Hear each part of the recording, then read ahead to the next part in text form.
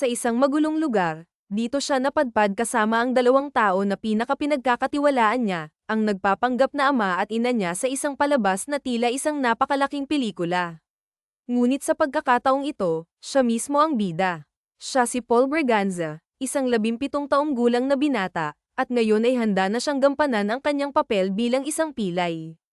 Pilantod, lumpo. Lahat ng tawag na ito ay tila nakadikit na sa kanya sa mata ng mga taong nakakakita ng kanyang kalagayan. Suot niya ang isang malaking pantalon na napakaluwag upang magmukhang hindi pantay ang kanyang mga binti. Dalawang saklay ang kanyang bitbit, mukha itong luma sa paningin ng iba, ngunit hindi nila alam na ito'y vintage, gawa sa pinakamatibay na kahoy, at nagkakahalaga ng milyones. Habang naglalakad siya, napadaan siya sa isang tindahan na tambayan ng mga taong tila walang magawa sa buhay. Sa isang tabi, may mga nagiinuman at naguumpukan. "Oh, si Pilay, paraanin niyo muna, baka mamaya madulas yan," sigaw ng isang lalaking tambay na sinabayan ng tawanan. Nakita niya si Isabela, ang babaeng lihim niyang nagugustuhan, ngunit labis siyang nasaktan nang makita itong nakikitawa rin sa mga tambay. Si Isabela, na sa kabila ng magandang trabaho, ay tila nahihilig sa pakikisama sa mga taong mapanglait. "Ano ba naman kayo? Huwag niyong gulatin si Pilay, baka mamaya madapa," sabi ni Isabela, ngunit ang tono nito ay halatang may halong pangungutya. Labis na ikinalungkot ni Paul ang kanyang nakita. Sa lugar na ito, kung saan umaasa siyang makakakita ng babaeng may mabuting puso, tila wala ni isa ang karapat-dapat sa kanyang tiwala. Isang buwan na silang naninirahan dito, at sa bawat araw na lumilipas, mas lalo niyang nakikilala ang tunay na ugali ng mga tao. Ang lugar na ito, isang squatter area, ay bahagi ng lupaing pag-aari ng kanilang pamilya, ang mga Braganza. Ilang taon mula ngayon, kukunin na nila ang lupaing ito, at ang mga taong naririto ay tiyak na mawawalan ng tirahan. Ang lupang ito ay isang pamana mula sa kanilang lolo, at napunta ito kay Paul. Nagpatuloy siya sa paglalakad, bitbit ang isang bote ng mantika at 3 pirasong itlog na binili niya kay Mamang Clara, ang may-ari ng sari-sari store. Ngunit biglang may isang pilyong lalaki na pumatid sa kanyang tungkod, dahilan upang siya'y bumagsak. Kasabay nito, narinig niya ang malakas na tawanan ng mga tao sa paligid. Ang bote ng mantika na hawak niya ay sinipa papalayo, at ang mga itlog na dala niya ay nagkabakbakan.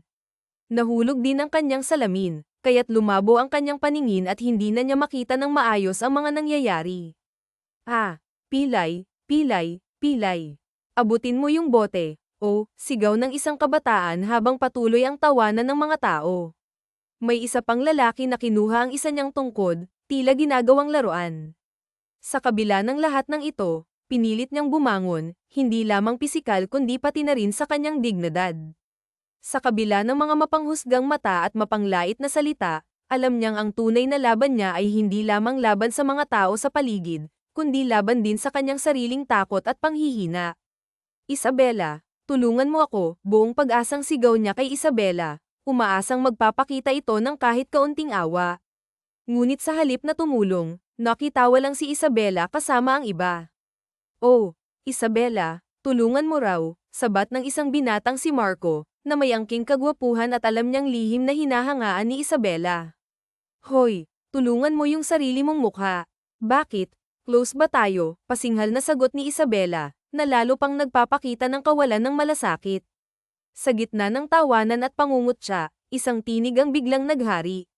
"Grabe naman kayo. Ang sasama nyo. Yung taong pilay at walang kakayahan pa talaga ang pinagtutulungan ninyo," malakas na sigaw ng isang babae. Siya si Maria, isang hindi kilalang mukha sa kanya, ngunit ang boses nito ay tila malaanghel na nagdala ng liwanag sa madilim niyang sitwasyon. "At bakit ka naman nakikialam, Maria? Pakialam mo ba kung gusto namin siyang paglaruan?" sagot ni Isabela, na halatang nabuwisit sa panghihimasok ng dalaga. "Isabela, tao siya, hindi bagay na basta-basta nyo lang nilalapastangan," galit na tugon ni Maria habang mabilis na lumapit sa kanya. "Kaya mo bang tumayo?" mahinahong tanong nito habang inaabot ang kanyang braso upang alalayan siya. "Yung tungkod ko kasi, kinuha nila," mahina niyang sagot, halos hindi makatingin sa dalaga dahil sa hiya. "Hoy, Miguel, naiinis na ako. Akin na ang saklay niya o ihahampas ko yan sa'yo, mariing sabi ni Maria sa binatilyong kumuha ng kanyang saklay. Bakit ba, Ate Kit? Ang seryoso mo naman masyado. Pinagtatawanan lang namin, hindi naman seryoso, sagot ni Miguel, ngunit halata ang kaba sa boses nito. Umayos ka, Miguel. Kung ayaw mong tirisin kita parang insekto, banta ni Maria, na tila kilala ang bawat tao sa lugar na iyon. Pagkatapos ng ilang saglit, iniabot ni Miguel ang saklay. Eto na, kunin mo na. Tumayo ka na, sabi ni Maria habang inaabot ito sa kanya. Hindi mo ba ako tutulungan? Kanyang tanong, naguguluhan sa tila matigas na disposisyon ng dalaga. Buong tapang niyang kinuha ang kanyang saklay at tumayo ng may dignidad sa harap ng lahat. Kitang-kita ang determinasyon sa kanyang mga mata habang unti-unti siyang bumangon mag-isa. Nasa gilid naman si Maria, hawak ang salamin ni Paul, at maingat itong iniabot sa binata. Ang mga tao sa paligid, na kanina'y tila nanonood lamang ng isang drama, ay biglang nagpalakpakan bilang pagkilala sa kanyang lakas ng loob. Sige na, saan ka ba nakatira? Ihahatid na kita, malumanay na sabi ni Maria, puno ng malasakit. Maria, heto, nabasag ang mantika at itlog na binili niya, sigaw ni Aling Clara habang nagmamadaling lumapit. Heto na at pinalitan ko na, dagdag pa ng matanda, na halatang nagmamalasakit. Nako, salamat po, Aling Clara. Sagot ni Paul na may ngiti sa labi, nagpapakita ng pasasalamat. Huwag mo nang alalahanin yan. Tulong ko na yan sa'yo. Nakakahiya talaga at hindi ko masaway ang mga tao rito. Ikaw lang talaga, Maria, ang may lakas ng loob na gumawa ng tama. Saludo ako sa'yo, ani Aling Clara, puno ng paghanga. Nako, sobra naman po ang papuri niyo, sagot ni Maria habang napakamot sa ulo, tila nahihiya. Ngunit sa kabila ng kanyang pagkamahiyain, hindi niya napigilan ang bahagyang ngiti nang maramdaman ang hawak ni Paul sa kanyang braso. Maria ba ang pangalan mo? Tanong ni Paul, puno ng pagtataka. Sa ilang buwan niyang paninirahan sa lugar na iyon, ngayon lang niya ito nakita at nakilala. Oo, ako si Maria. Kapatid ko si Isabela at yung makulit na si Miguel. Pasensya ka na sa ginawa ng mga kapatid ko sa'yo, sagot ni Maria, may bahagyang lungkot sa boses. Halika na, ihahatid na kita sa bahay mo. Bagong lipat ka lang ba dito? Bakit dito nyo pa napiling tumira? Sunod-sunod niyang tanong, halatang interesado sa kwento ng binata. Pagdating nila sa tapat ng isang lumang gate, napahinto si Maria at tila nagulat. Dito ka nakatira? Tanong niya, puno ng pagtataka.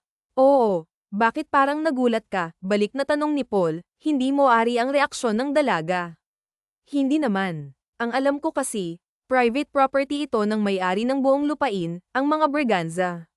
Huwag mong sabihing, isa kang Braganza, tanong ni Maria, halos bulong na. Oo, isa akong Braganza. Pero Katie wala lang kami rito. Ang mga magulang ko ang Katie wala ng mga Braganza, paliwanag ni Paul, tila nahihiya. Huwag ka nang magpaliwanag. Imposibleng titira sa lugar na ito ang isang lehitimong Braganza. Anak ba kayo sa labas o malayo kayong kamag-anak? Kung sa bagay, nakakadagdag din ng kumpiyansa kung Braganza ang apelyido mo, sagot ni Maria, may halong biro ngunit may bahid ng interes. Bakit, Maria? May problema ba sa pangalang Braganza? Tanong ni Paul, halatang nag-aalala. Ang mga Braganza, kilalang tao at sila ang may-ari ng buong lugar na ito. Pero huwag kang maingay sa iba, hindi nila alam, sagot ni Maria, pababa ang boses, tila nagbabala. Bakit naman? Tanong ni Paul, halos pabulong na rin. Kasi maraming mapagsamantalang tao, lalo ka na, PWD ka. Baka mamaya, pagsamantalahan ka pa nila o pasukin ang bahay ninyo. Sino bang kasama mo rito? Tanong ni Maria habang pasulyap-sulyap sa loob ng gate.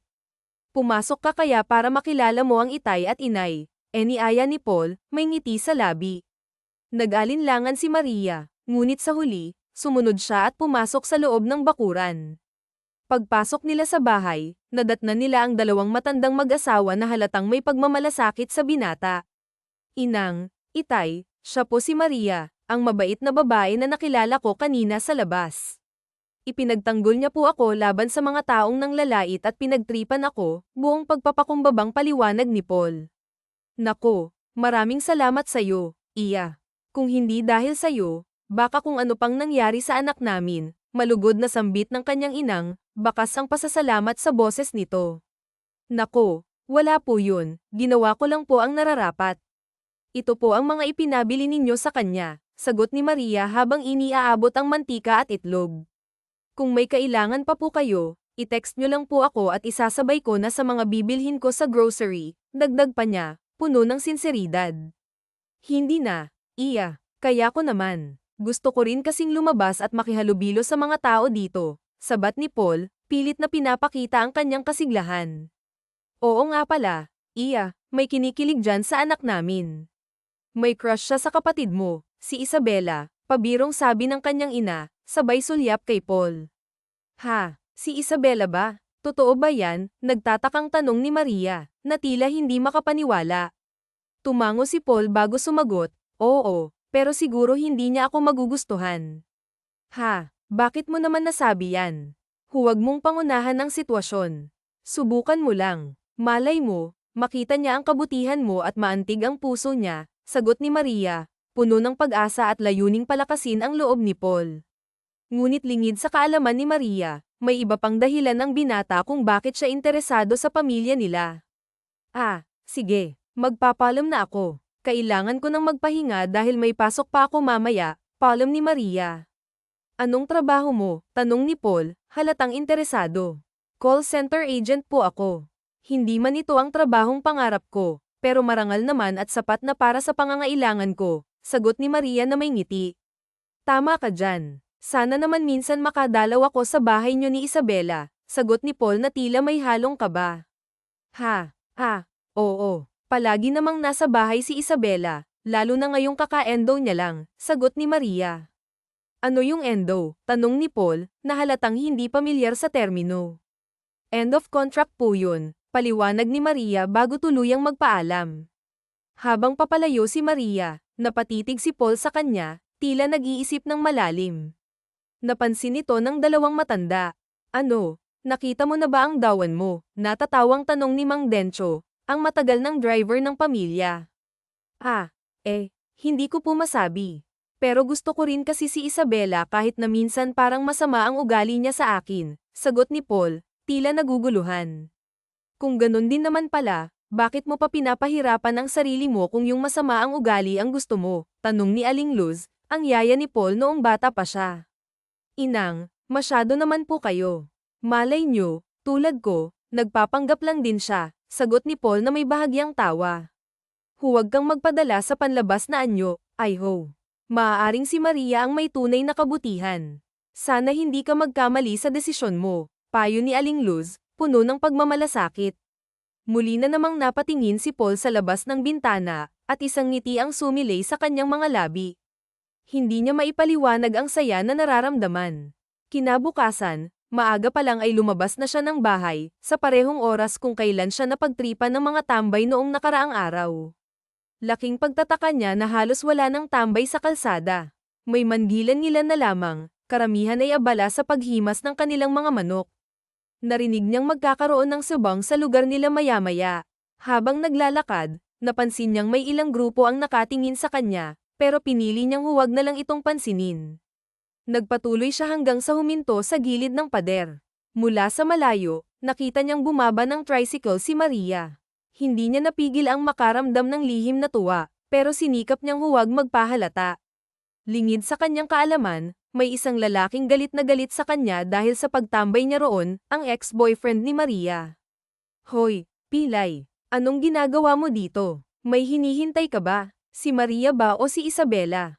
Ang taas ng pangarap mo, ha? Ang gaganda ng mga anak ni Mang Kanor, tapos ikaw, pasiga na sabi ng lalaking si Marco. Wala naman sigurong masama kung humanga lang, mahina hong sagot ni Paul, kahit paramdam niya ang pang-aalipusta. Aba, sumasagot ka pa. Gusto mo bang tuluyan kang malumpo? Para hindi ka nalang naglalakad kahit kailan, galit na sagot ni Marco, na tila nanggigigil pa.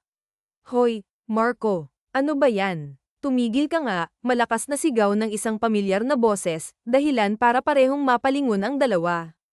Alam nilang pareho kung sino ang nagsalita. Anong problema mo? Wala namang ginagawang masama si Paul sa'yo. Bakit mo siya inaaway? Galit na tanong ni Maria, habang papalapit sa kanila. Bakit ba pinagtatanggol mo yang pilay na yan? May gusto ka ba sa kanya? Siya ba ang ipinalit mo sa akin kaya ka nakipaghiwalay? Balik ni Marco, puno ng galit.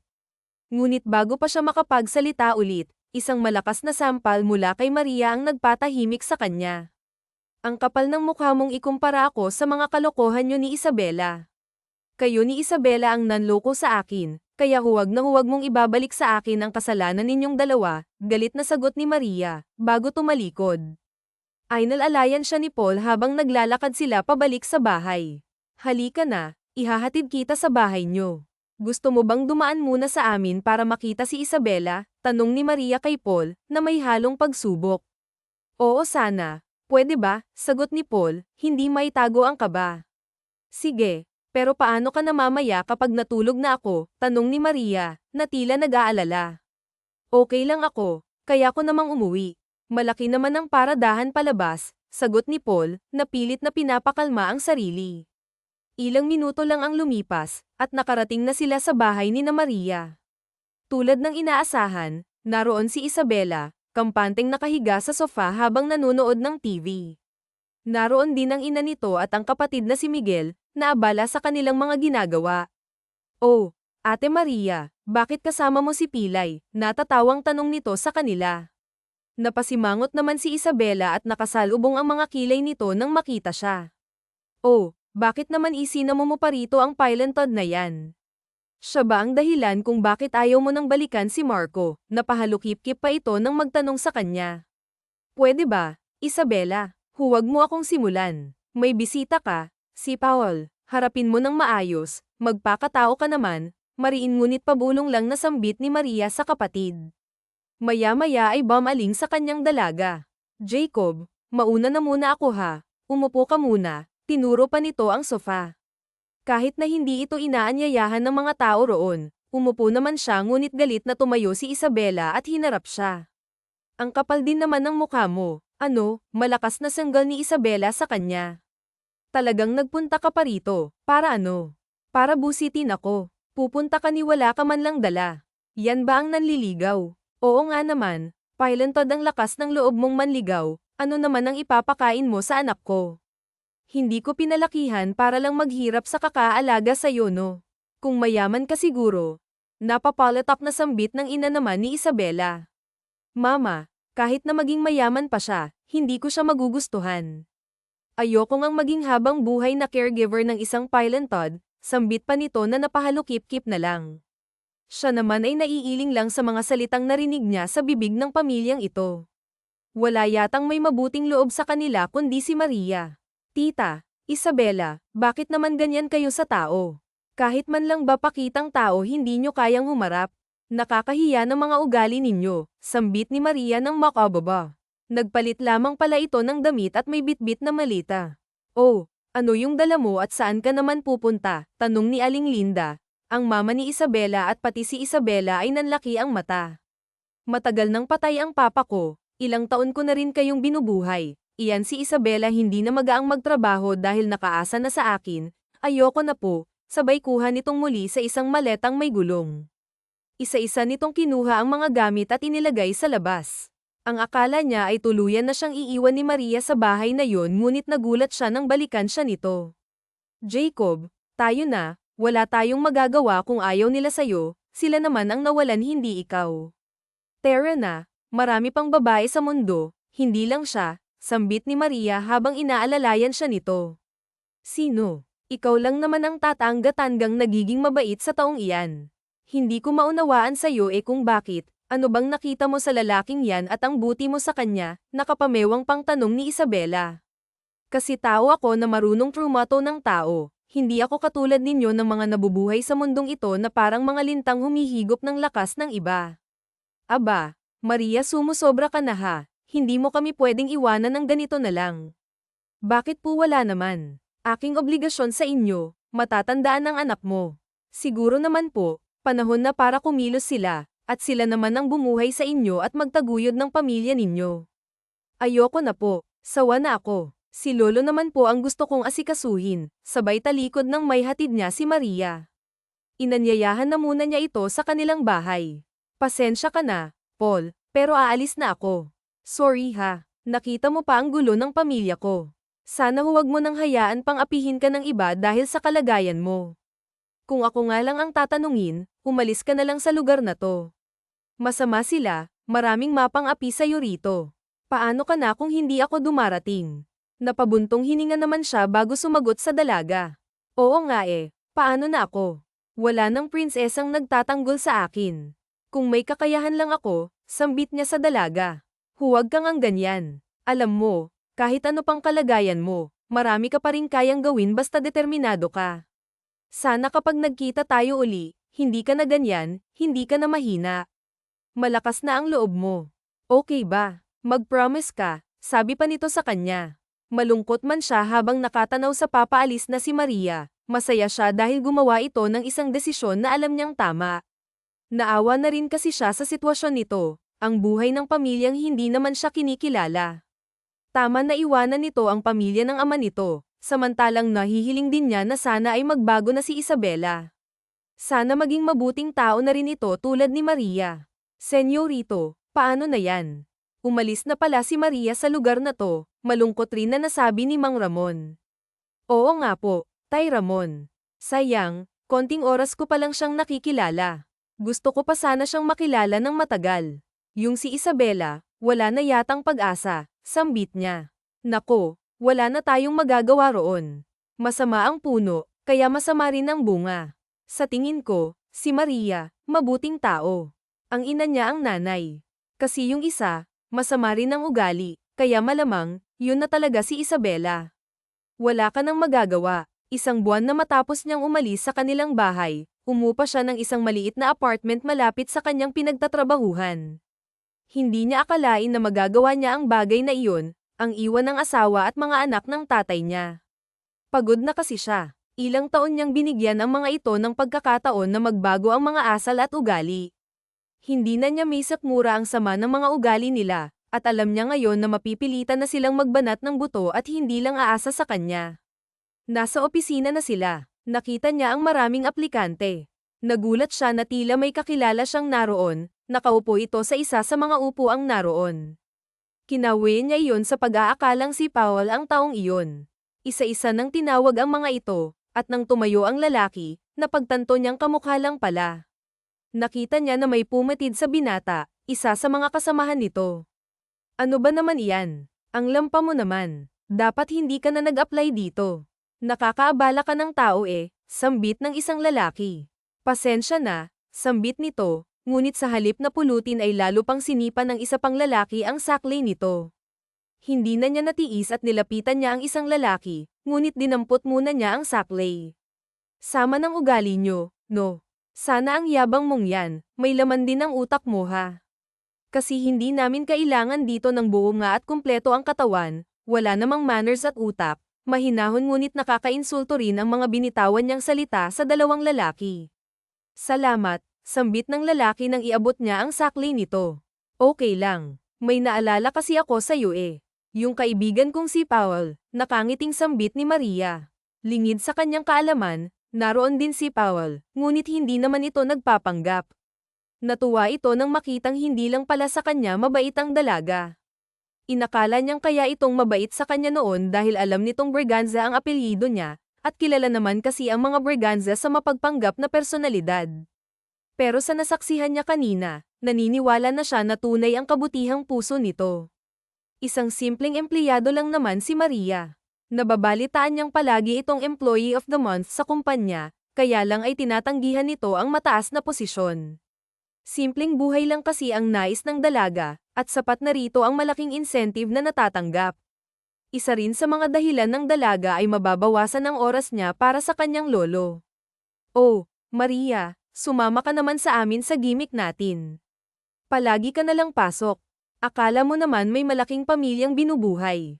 Kayo na lang. Wala pa akong time sa ganyan, may lakad ako bukas, sabay talikod na niya at umalis. Kinabukasan, wala siyang pasok. Umalis siya at nagpunta sa isang bahay, yung bahay ng mga matatanda sa Maynila. Nagulat si Paul kung bakit naroon ito ng ganong oras. Sino naman ang pinupuntahan niya roon? Nagtatakang tanong ni Powell sa sarili. Nagkataon lang na naroon din siya para tingnan ang lugar. Bumaba siya ng sasakyan at pumasok rin sa nasabing tahanan. Nagulat ito dahil tahanan iyon ng mga matatanda, at ang alam nito, iyon ang tahanan na nais ipasara ng pamilya nila dahil pagmamay-ari din ang mga Braganza. Nakatuwaan pa naman sa isa sa mga pinsan ni Powell ang home for the aged na yun, at tiyak na mapapaalis talaga ang mga ito. Hi po, Lolo, Lola, masayang bati ng dalaga sa mga ito. Nariyan si Maria, ang aming prinsesa. Sino yung kasunod niya? Tanong ng isa sa mga matatanda.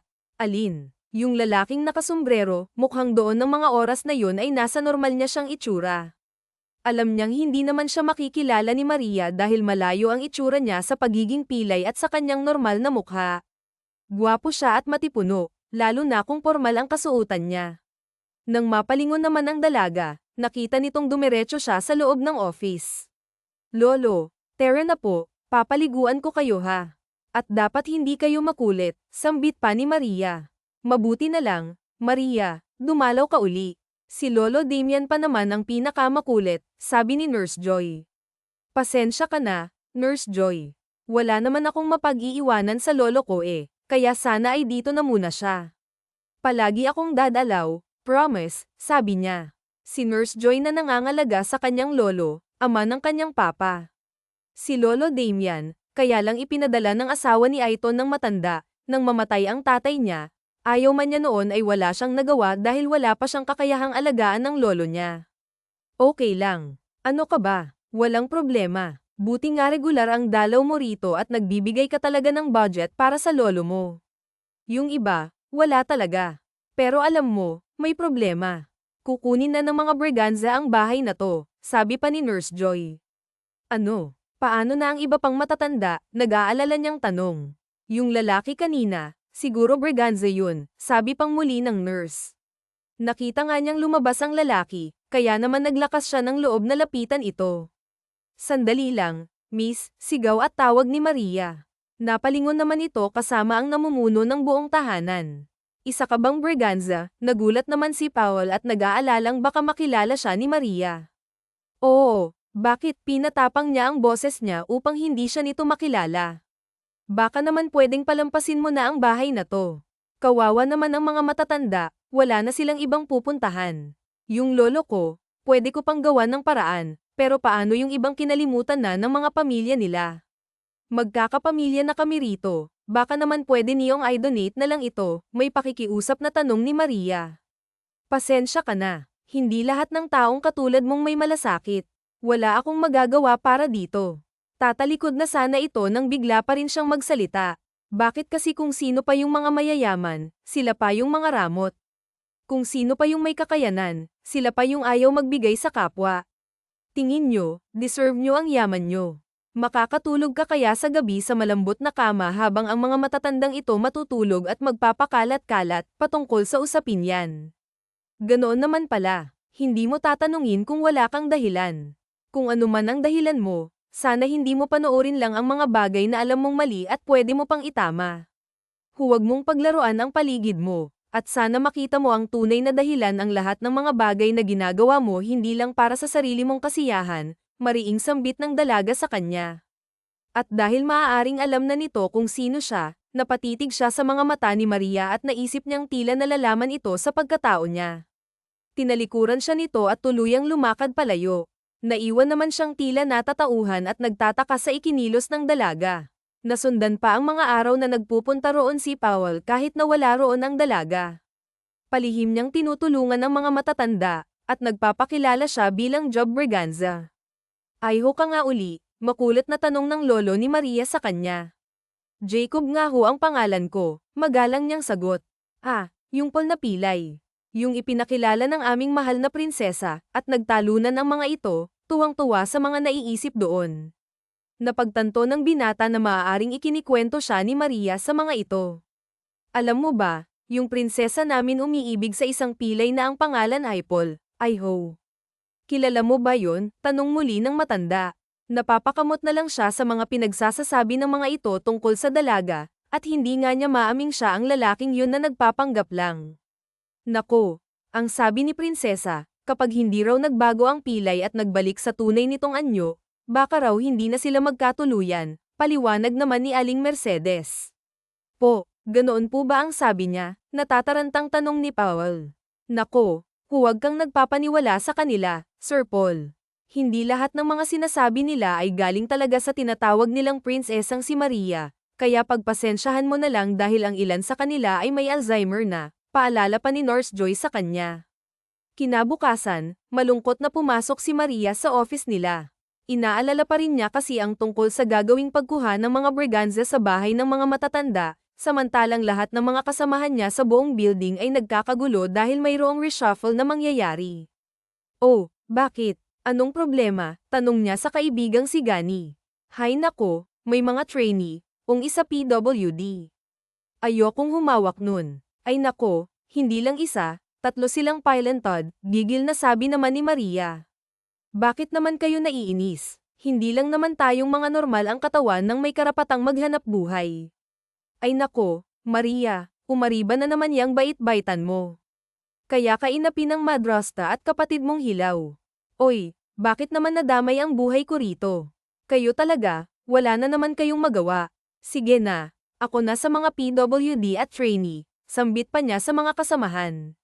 Hindi naman niya ito masisisi dahil noong nakaraang taon ay nahirapan ang mga ito sa mga trainee na may mga kapansanan.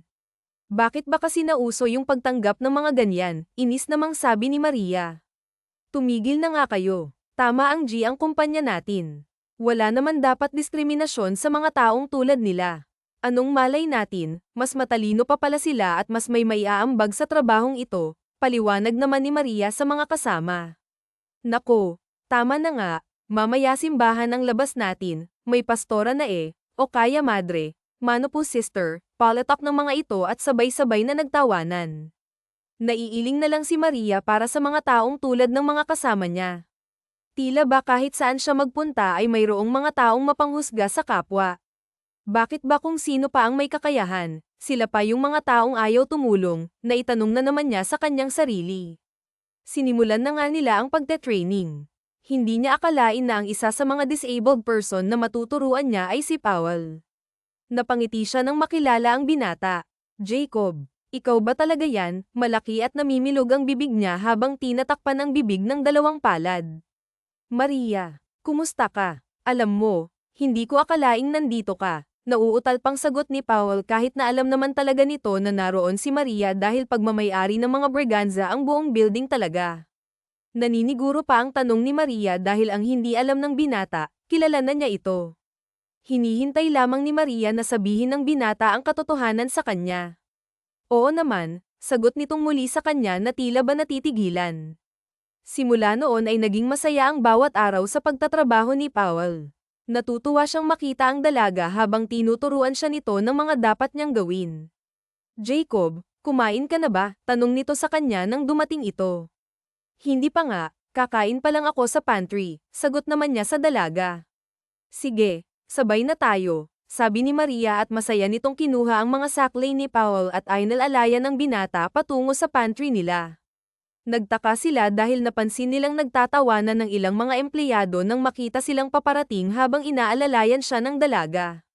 Ah, Maria, mabuti pa mauna ka na, mamaya na lang ako, kasi napapansin kong hindi ka na nila sinasabayan dahil sa akin, sabi niya ng pabulong sa dalaga. Hay, hayaan mo yang mga yan.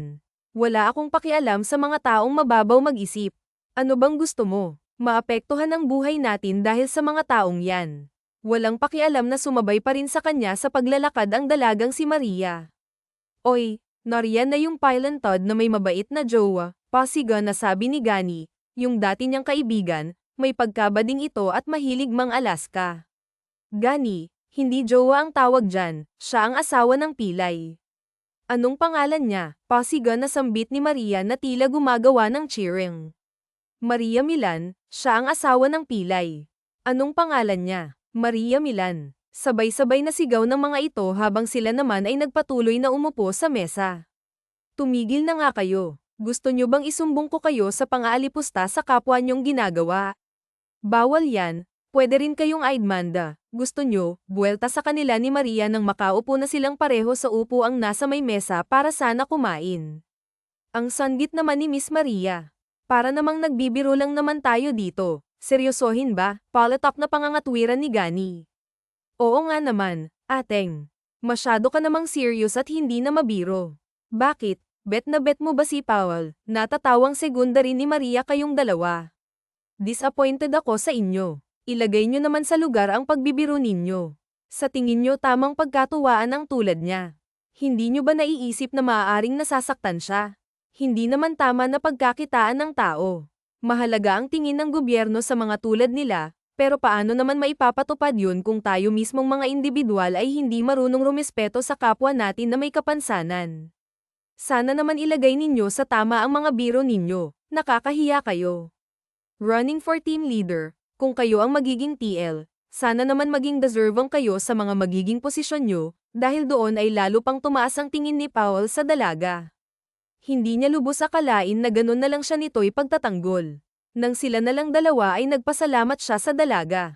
Hindi ko naman yon ginawa dahil sa'yo, sagot ni Maria. Nasa ganyan ka kasi kalagayan kaya akala mo ipinagtatanggol kita.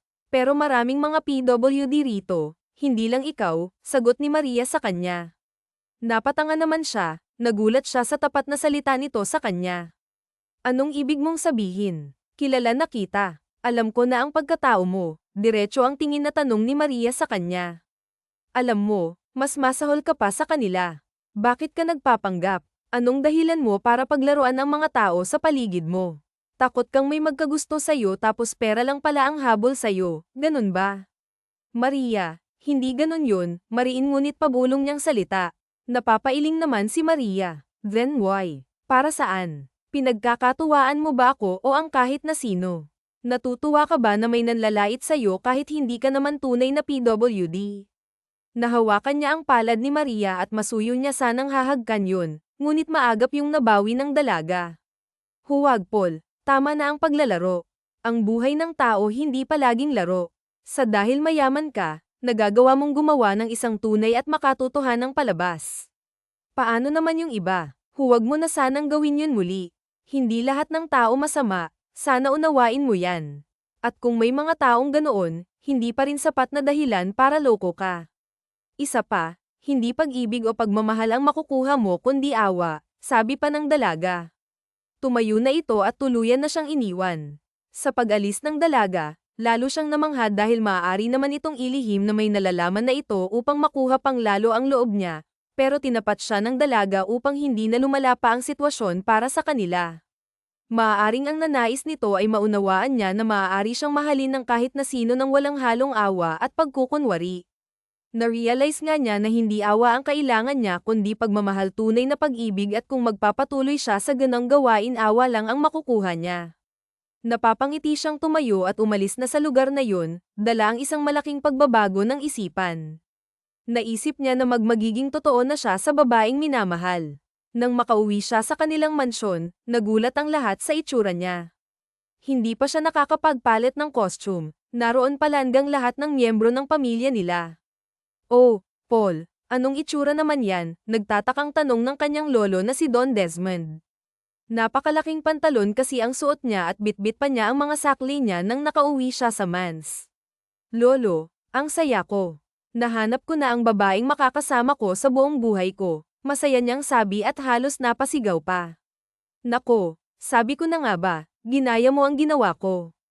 Nagpanggap na pulube, palatak na sabi ni Leon habang katabi rin nito si Cassandra. Hindi pulubi ang pinanggep niyan, hiyaw ni Julian na katabi rin ng asawang si Mayo. Nagtatawanan pa ang mga ito. Ang ama at ina naman ni Paul at Julian ay naroon din, hindi na lang kumibo ang kanyang ina, naiiling dahil alam nitong wala naman itong magagawa sa gusto ng mga anak. Aber, ano naman ang palabas mo, apo? Napapangiti itong nagtanong sa kanya. Nagpanggap po akong pilay, kaya lang malungkot na sabi niya at tila batang nagsusumbong. Anong nangyari? Naging interesado naman ang mga ito. Anong nangyari? Naging interesado naman ang mga ito. Nabisto po niya ako. Umpisa pa lang pala, alam na niya ang tunay kong pagkatao, kaya naman sinabihan niya kung tigilan ko na lang ang ginagawa kong pagpapanggap. Hindi raw pag-ibig ang makukuha ako kundi awa, sabi pa ni Powell. Ngunit nagulat siya sa mga reaksyong iyon ng mga kapamilya. Nagtawanan silang lahat at nagpalakpakan. Good job, Paul. Nahanap mo na ang dawan mo. Bakit kayo nagtatawanan at nagpapalakpakan? Muntik na nga akong pumalpak eh. Paano kung ayawan niya ako kasi sinungaling ako? Hindi yun. May kilala akong ganyang katapang, nakangising sabat naman ni Leon na tumingin sa asawa. Nakurat naman ito ni Cassandra sa tagiliran. Hay nako, huwag kang sumuko. Suyuin mo hanggang sa makuha mo, hanggang sa mapatunayan mo sa kanya na totoo ka, payo pa ni Julian sa kapatid na lalaki. Hay nako, ilan pa kayang miyembro ng pamilyang ito ang susunod sa inyo? Sumasakit ang ulo ko, nasambit na lamang ng kanilang ina at tumayo na ito upang magtungo sa silid.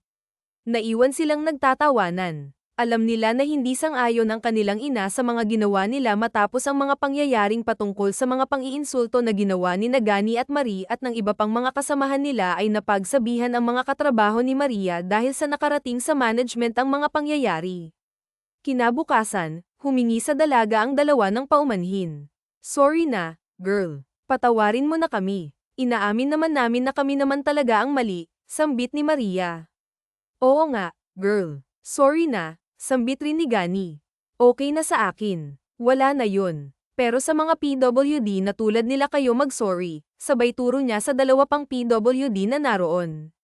Hindi na nakapasok pa si Powell simula nang mag-usap sila. Nasaan na si Powell, Maria?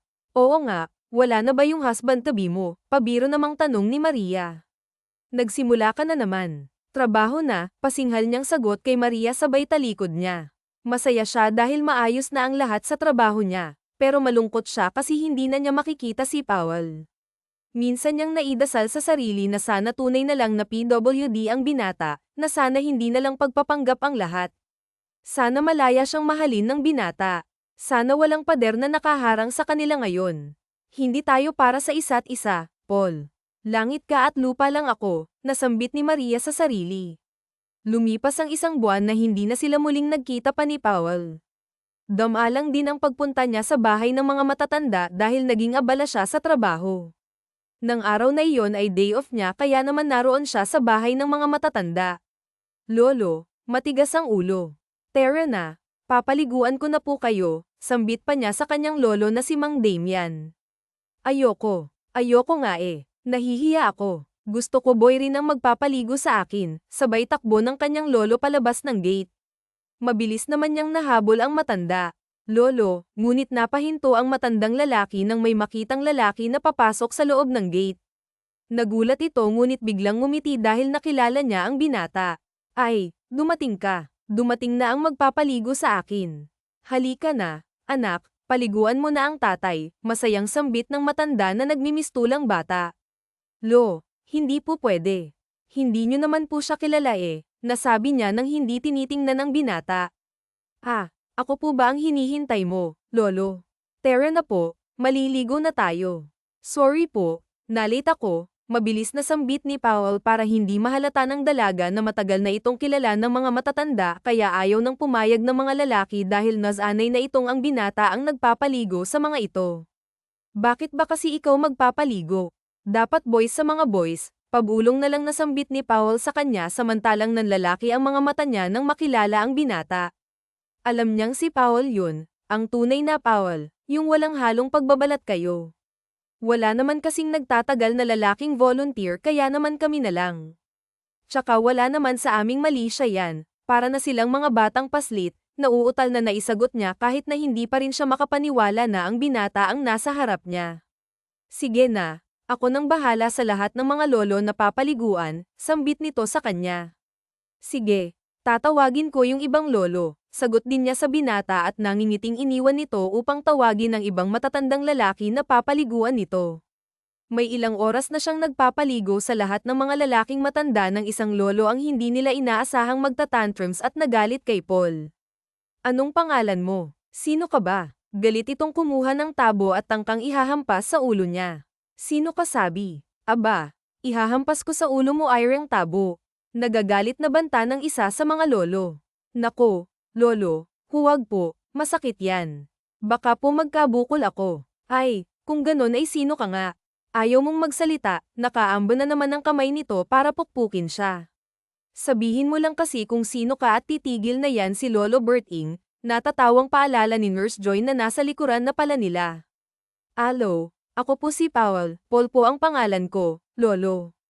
Nakalimutan mo na, napapasigaw rin niyang bigkas upang hindi na siya mapukpok ng tabo. Hindi pa rin siya masanay kahit na alam na nga niyang nalilimutan lang din naman siya ng mga ito. Jacob, abae, ikaw yung Paul na Pilentod, iyong pilay, nakakapagtaka pa rin ang tono na tanong ni Lolo Berting. Ah, yun kasing si Maria, madalas magkwento tungkol sa kaibigan at hinahangaan niyang PWD kaya lang matagal na raw silang hindi nagkikita, sabat muli ni Nurse Joy. Sa narinig niya, gumuhit ang maluwang na pagkakangiti sa kanyang mga labi. Ilang sandali at nagtungo naman si Maria sa kinaroroonan niya upang i-check kung ano nang nangyayari sa kanya. Oh, nandito na pala si Maria, nasabi ni Nurse Joy. Oh, si Lolo Berting na pala. Nakailang pukpok naman si Lolo, tanong niyang sa nurse na kabaliktaran ang tingin. Ayon, mga isang pukpok lang yata kasi nagsabi agad ng pangalan si Sir Paul. Napagkamalan pa ngang si Paul na madalas mong ikwento sa kanila, masayang tugon ng nurse. Ha, may kwento ba ako? Wala naman akong kinukwentong tao sa kanila, Nurse Joy, pagkakaila niya at napatitig ng masama sa kaibigang nurse. Siya ba si Paul na pilay? Ikaw ba ang asawa ng pilay? Hindi ba sabi ikaw ang asawa ng pilay, bilang ng matanda sa kanya?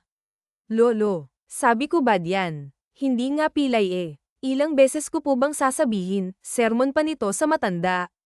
Okay lang, hindi naman pilay si Paul.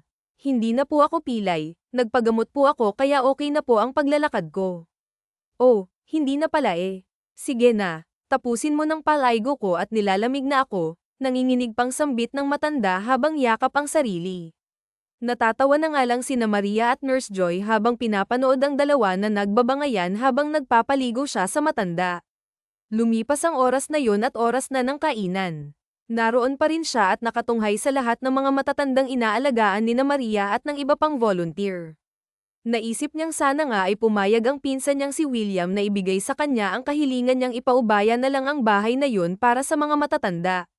Kain ka muna, nagulat pa siya nang makita ang isang pinggang may lamang pagkain. Kinuha naman niya ang pagkain mula sa mga kamay ni Maria. Umupo ito sa tabi niya habang nakatingin sa kanya. Ikaw, hindi ka ba kakain? Naiilang niyang tanong sa dalaga. Okay lang, busog pa ako. Kamusta ka naman, Paul Braganza? Tanong nito sa kanya at kamaantak naman siyang mahiriinin. Oh, sandali, kukuha kita ng tubig. Natataranta naman itong tumayo at kumuha ng tubig sa loob. Ilang minuto nang makabalik ito at mabilis na ibinigay sa kanya ang isang basong tubig.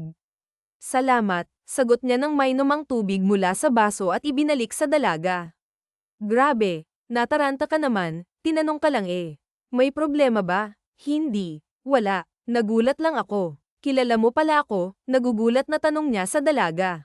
Ha, sabi mo kanina, Paul ang pangalan mo, so I assume na ikaw na nga yan. Mabuti naman at hindi ka na nagpapanggap na PWD. Huwag mo nang uulitin, sambit pa niya sabay tatayo na sana. Sandali lang, dito ka lang. Sabayan mo akong kumain o kaya panoorin mo akong kumain, pakiusap niya sa dalaga. Ayaw niyang maghiwalay sila ng mga sandaling yun nang hindi niya nasasabi ang nais niya. Mamaya na, babalik ako. Kukuha lang ako ng pagkain, ginutom akong bigla eh, sagot naman ng dalaga at saka siya iniwan ng panandalian. Ilang minuto ay bumalik ito na may dala pang maiinom. Oh, ikinuha na kita ng water bottle para hindi ka na mabulunan dyan, sabay abot nito. Salamat, honey. Ay, Este Maria pala, napapangiting napatingin siya sa dalaga. Anong sabi mo? Parang nabingi naman ito at napangiti na naupo sa tabi niya. Wala, sabi ko magsimula tayo uli. Pwede bang manligaw? Lakas loob niyang tanong sa dalaga. Ano, liligawan mo ako? Oo, bakit naman hindi? Nagtataka niyang naitanong sa dalaga. Huwag na, hindi tayo pwede. Langit ka, lupa lang ako kaya imposible ang sinasabi mo. Sana nga ikaw na lang si Paul na pilay, yung nakilala kong lalaki na alam kong madali kong maabot kaya naman nang hinayang ako na isang malaking pagpapanggap lang pala ang lahat, mahina nitong sabi. I'm sorry, nagkamali akong nagpanggap. Sana pala hinanap na lang kita sa barangay Mainay, sa magulong lugar na yun. Okay lang yun. Matagal ko na ring binalak umalis sa lugar na yun. Nag-decide akong piliin ang lolo ko kaysa sa kanila. Kung mananatili ako roon, uubusin lang nila ang pera ko at lakas. Walang mangyayari sa akin, walang mangyayari sa buhay ko. Yun ang natutunan ko nang makilala ko si Powell, ang tinatawag nilang pilay. Pero para sa akin, isa siyang lalaking nagpamulat sa akin sa mga desisyong dapat kong gawin, napapangiti pa ang dalaga habang sinasabi yon. Paano naman ako magpapapilit, napanguso pa siya habang nakakunot ang noo na tumingin sa dalaga. Natatawang naiiling na lang si Maria sa itsura niya. Nasabi nitong, sayang. Bakit sayang? Kung bibigyan mo ako ng pagkakataon, hindi sayang ang lahat ng mga pinagsamahan natin. Kung kailangan kong magpakapalakpakan habang buhay, gagawin ko. Tumigil ka nga, maraming taong gustong maging normal ang buhay nila, ikaw nilalaro mo naman ang sitwasyon, saway nito sa kanya na tumayo na at iniwan siya sa kanyang kinauupuan. Simula ng araw na iyon ay naging mas madalas na ang pagdalaw ni Powell sa bahay ng mga matatanda. Nagsasama pa ito ng mga ilang tauhang magvo-volunteer, lalo na ng mga kalalakihan, at madalas na nagpapadala ng maraming supply para sa mga alaga na naroon. Tulad ni Maria, masaya na rin siyang nakakatulong sa mga matatanda at naisipan rin niyang magtayo ng foundation na may hangarin at layuning makatulong sa mga oldies at mga taong may kapansanan. Honey ko, ang daming natanggap ng foundation na tulong at donation para sa mga PWD, masayang pagbabalita nito sa kanya. Jacob, mabuti naman at yan ang naisipan mong gawin, pero sigurado ka ba na igugugol mo ang buhay mo sa pagtulong at pag-volunteer? Baka kasi ginagawa mo lang yan para sa akin o dahil sa akin, seryosong tanong ni Maria sa binata. Patuloy rin kasi ang panliligaw nito sa kanya sa pagdaan ng panahon. Oo naman, sagutin mo ako at sa hindi, lahat ng ginagawa ko itutuloy ko. Genuine ang pagtulong ko, walang halong pamumulitika at pagnanais na mapapayag kang pakasalan ako, pero syempre bonus yun kung magpapakasal ka pa sa akin, sambit ng binata. Bahagyang natawa si Maria sa tinura ng binata sa kanya. Kasal agad? Hindi pa nga kita sinasagot, sambit niya ngunit halatang kinikilig naman ang dalaga. Maria, ganun na rin yun kasi kung patatagilan pa natin, pareho lang tayong mahihirapan kaya naman papakasal na kaagad tayo, natatawa niyang sambit. Agad-agad, nanlalaki naman ang mga mata ng dalaga. Oo, pareho tayong konserbatibo kaya naman yun agad ang naiisip ko. Kapag kinasal na tayo, napa-array siya ng madama ang paghampas ng tabo mula kay Mang Berting at ang lolo niya ay nakapamewang. May ilang matatandang babae rin ang naroon at nakabusangot ang mukha na nakatingin sa kanya. Bakit niyo naman po ako pinukpok ng tabo, Lolo Berting? Anong pangalan mo? Tanong ulit nito. Hoy, ang pangalan niya ay siya sabat naman ang lolo ng dalaga. Hoy, ay ho. Hindi basta-basta ang apo namin. Bakit mo siya kukunin ng ganyan lang? Dapat naman ay may effort ka. Ako noon ay nag-propose ang Lolo Eduardo mo noon ay nakakatuwa, muli na namang naalala ni Lola si Mang ang kanyang yumaong asawa. Ito ang lola na mahilig magkwento na love story nila. Nagtawa na naman ang lahat ng mga matanda at hindi nakaligtas si Powell sa mga ito. Hoy Paul, pilay, hindi naman ibibigay ang prinsesa namin ng ganun lang ha. Hindi pwede, sabi pa ni Mang Berting. Naiiyak naman na nayakap ni Maria ang mga matatandang inaalagaan nila ng matagal na panahon na. Jacob, hindi ko sila pwedeng pabayaan. Humanap ka na lang ng ibang babae kasi hindi ko kaya ang talikuran ang mga taong ito. Ayoko silang iwan, umiiyak na sambit ni Maria. Alam niyang mahal naman siya ni Maria kaya lang nakikita nga nito ang mga responsibilidad na kinakaharap para sa mga matatanda habang siya naman ay sa mga PWD nagpo-focus. Ilang araw ang dumaan at hindi na nagpapakita si Powell sa bahay ng mga matatanda kaya naman sa halip na malungkot siya ay itinoon na lang din niya ang kanyang isipan sa pagtatrabaho. Alam niyang yun ang kailangan niyang gawin. Nasaktan niya ang binata dahil sa pinili niya ang ilang responsibilidad na alam niyang hindi niya maaaring bitawan ng ganun na lang. Mahal niya si Powell kaya lang inisip din niya ang malaking agwat nila sa lipunan. Ayaw niyang may masabi ang ibang tao at ang pamilya nito sa kung ano ang motibo niya bagamat wala nang ang talagang halaga yun sa kanya. Kaya naman niyang ipaglaban. Kaya nga lang hindi niya kayang maging unfair sa binata. Maaari kasing mahati ang oras at atensyon niya kung ipipilit niya, baka hindi niya lang maibigay ang maligayang buhay may pamilya sa lalaking mahal niya kaya pinili na lang niyang palayain ito at huwag nang simulan pa ang isang relasyon na maaaring mahirapan lang silang pareho. Nagulat ang lahat sa malakas na tugtugan sa kanilang opisina. Lahat ay napatigil sa mga ginagawa. Siya ay may kausap na mga sandaling yun sa kanyang linya ngunit unti-unting naaga ng mga ito ang atensyon niya. Isang awiting may title na, You Are the Reason, ang inaawit ng isang pamilyar na boses at naririnig niya ang napakaraming backup singer nito na mga pamilyar din sa kanya ang mga tinig. Napatingin siya sa isang pumapasok sa loob ng kanilang opisina. Sina Lolo Damian, Bert Ing at Ben kasama ang ilang mga lola. May mga dala pang musical instrument na animoy mangangaroling ang mga matatanda. Huling pumasok ang may dalang gitara habang umaawit. Napatayo naman siya at nangingilid ang luha sa kanyang mga mata. Miss na niya si Powell at ang akala niya hindi na siya babalikan pa nito. Mahal kong Maria Milan, sana naman ay tanggapin mo ang alok ko sa'yong maging asawa ko. Pwede bang sabay natin silang alagaan? Hindi natin kailangang iwan sila. Handa kong damayan ka at samahan sa lahat ng mga responsibilidad na nakaatang sa'yo. Alam kong mahal na mahal mo sila dahil pamilya na ang turing mo sa kanila. Pwede ko ring gawin yun. Mahal kita kaya mahal ko ang kahit na sinong mahal mo. Mahal kita. Sana pumayag kang samahan kita sa lahat ng mga mabubuti mong hangarin sa buhay. Ikaw lang ang nag-iisang mamahalin ko. Ikaw lang, Maria asawa ng pilay, biglang naisigaw ni Lolo Damian kaya naman ang kanina ay seryoso bigla na lang nagkatawanan ng lahat dahil sa biglang pagsingit ng matanda. Maria Milan, please, I'm begging you to marry me. Sabay labas nito ng isang maliit na kahon at kinuha roon ang isang singsing. Naiiyak naman ang ngumiti muli si Maria. Mahal niya si Powell sa kahit anong kalagayan nito sa buhay at nakahanda na siyang tanggapin ang pag-ibig nito kaya naman isang malakas na, yes, ang naisigaw niya sabay yakap sa binata. I love you, pilay, bulong niya sa binata naman ng malakas si Powell at nayakap siya. Hindi na rin ito napigil ang halikan siya kahit na nasa gitna sila ng napakaraming tao. Nagtitilian ang mga kasamahan niya sa trabaho at ang lahat ay masayang-masaya sa nasaksihan nilang proposal ni Powell Braganza. Aray, isang malakas na pukpok na naman ang tinamo niya mula kay Lolo Bert Ing. Lolo, bakit na naman po? Natatawa nilang tanong sa matanda. Tirahan mo naman sa kasal ninyo. Inubos mo na ang labi ng prinsesa namin, pagalit na sambit nito. Tsaka sino ka ba? Abay, oo nga, nasaan na naman ba tayo? Saan ba tayo dinalareng pilay na ito? Bulalas ng mga matatanda, si Lolo talaga oh. Nandito pa rin tayo sa harap ng prinsesa ninyo, sabay ay nagtawanan na lang silang. Lahat dahil sa mga pangyayari matapos ang ilang buwang paghahanda ng kanilang kasal, masaya ang lahat na isang simpleng kasalan lamang ang kanilang ginawa. Hindi na nila ninais pang magarbong selebrasyon.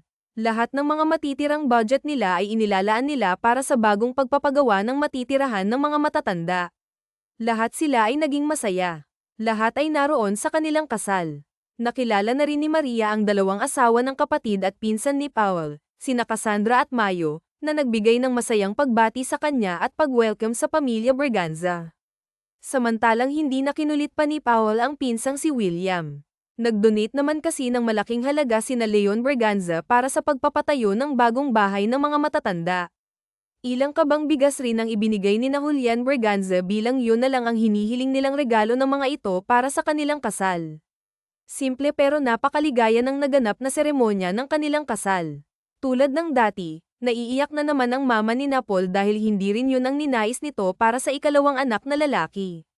Tumalikod na naman sa malaking oportunidad ang anak niyang si Powell dahil pinili nitong maging volunteer for life para sa mga PWD at mga alalay. Masaya siya sa kanyang napiling daan na tahakin.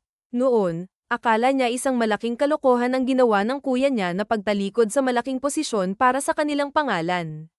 Ngayon niya naunawaan na kapag iba ang idinikta ng puso mo at doon ka magiging masaya, walang panghihinayang mo itong susundin at iiwan ang lahat ng yaman para masunod ang puso na alam mong may tamang dikta ng isipan.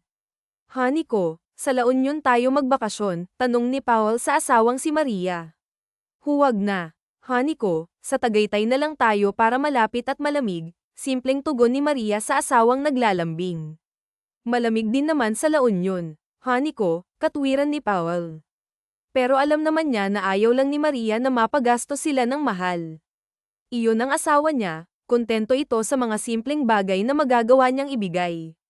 Ilang buwan na silang kasal ay hindi pa sila nakakapag-honeymoon dahil tinapos pa nila ang konstruksyon ng bahay ng mga alalay.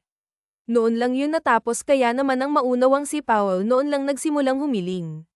Maya-maya ay narinig nilang nagkakaingay sa labas ng gate. Tinawag sila ng isa sa mga kawani ng bahay. Bakit po, sir, ma'am? May nanggugulo po sa labas. Kilala niyo raw po siya, sabi ni Berto, isa sa mga lalaking volunteer. Bumaba naman sila kaagad para tingnan ang nanggugulo. Sino ho kayo? Tanong ni Maria. Anak, tulungan mo ako. Wala na akong mapupuntahan. Iniwan na ako ng mga kapatid mo. Nagsipag-asawa na sila. Wala na akong matutuluyan. Nagdemolish na sa lugar natin. Umiiyak at nagmamakaawang sambit ng tiya niya. Nagkatinginan na naman sila ni Powell. Ipinasa ko kasi kay William ang pamamahala noon. Sorry, honey ko. Di ko pala dapat ginawa yun. Pero tiniyak ko namang may pabahay na lilipatan. Kinamkam ng mga kapatid ko ang bahay na relocation kasi sa kanila raw ang bahay na tinitirahan namin. Patawarin mo ako, Maria, sa nagawa ko sa iyo at sa lolo mo. Sana ay tanggapin mo ako sa bahay mo, umiiyak na sambit ng kanyang tiyahin. Sige po, tatanggapin ko po kayo pero kailangan niyo pong tumulong dito as volunteer. Hindi pa po kayo mahina para alagaan. Kayo po ang mag-aalaga sa ilang matatanda. Ayos lang po ba yun sa inyo? Magalang at mahinahong tanong ni Maria sa tiyahin. Mabilis namang tumango ang tiyahin niya at nagpasalamat sa pagpapatawad niya at pagtanggap muli rito. Salamat, Maria. Kaya ka pinagpala ng Diyos. Mabuti kang tao. Umalis sila at nagtungo sa Tagaytay para sa kanilang honeymoon. Doon ay inilaan naman nila ang kanilang sarili para sa isa't isa. Honey, sorry kasi pinaghintay kita kahit kasal na tayo. Thank you so much sa pag-unawa mo at pagmamahal, ipinulupot ang dalawang braso niya sa leeg ng asawa. Honey ko naman, pinag-usapan na natin yan, di ba? Pareho nating ay lalaan muna ang oras sa kanila. Tapos ngayon, ito na ang oras ko. Malakas na binuhat ni Powell ang asawa niya papasok sa loob ng kanilang silid buhat sa bandang kinatatayuan nila kanina. Sinimulan nga ni Powell na hagkan ang kanyang asawa ngunit nagtitili naman ang asawa niya. Nakikiliti ako, malakas na tawa ni Maria habang patuloy naman na hinahalikan niya ang leeg nito. Ano ba naman yan, honey ko? Paano naman nating gagawin to nang hindi ka nakikiliti? Napapakamot na tanong ni Powell sa kanyang asawa. Sige na nga, isa pa. Ready na ako, sabi nito ngunit nang sunggaban niya ito ay bumunghalit na naman ng tawa ang asawa niya kaya naman pinatay na niya ang ilaw na nagbibigay ng tanglaw sa kanila at sa gitna ng dilim ay pinagsaluhan nila ang kanilang buong magdamag at unang gabi ng pagsasama. Lumipas ang halos 1 taon bago nabuntis si Maria at yun na nga ang araw ng panganganak nito. Naroon ang mga matatanda dahil sa bahay landang mangganganak si Maria habang hinihintay ang doktor na magpapaanak sa kanya. Ilan kaya ang magiging anak ng prinsesa? Tanong ng isa sa mga matatanda. 1 o 2 babae, sigaw ni Mang Demian na lolo ni Maria. Hindi, baka 3 o 4, sambit ng isa pang matanda. Ano ba? Ginawa niyo namang baboy ang prinsesa. Tama na ang isa. Ayokong mahirapan siya, naiiyak pang sigaw ng isang matanda. Lahat sila ay nag-aalala para sa kanilang prinsesa. Nako, huwag po kayong mag-alala lahat. Mga lolo at lola. 2 lang po ang nasa sinapupunan ni Maria kaya kambal lang po ang isisilang niya, natatawang inalo at inakay na lang ng mga volunteer ang mga matatanda. Makalipas pang ang 1 oras ay matagumpay na nanganak si Maria. Isinilang niya ang 2 sanggol na babae at lalaki. Pinangalanan nila itong Jake at Jackie. Mula noon ay pinalaki nila ang kanilang mga anak at masaya silang nagkasama-sama. Nagpatuloy ang foundation para sa mga PWD at ang bahay panuluyan para sa mga matatanda. Mas marami pang matatanda ang kanilang natutulungan. Naging masaya sina Paul at Maria sa pinili nilang landas sa buhay. Magkasama nilang pinalaki ang kanilang mga anak at iminulat sa tunay na anyo at realidad ng buhay. Wakas.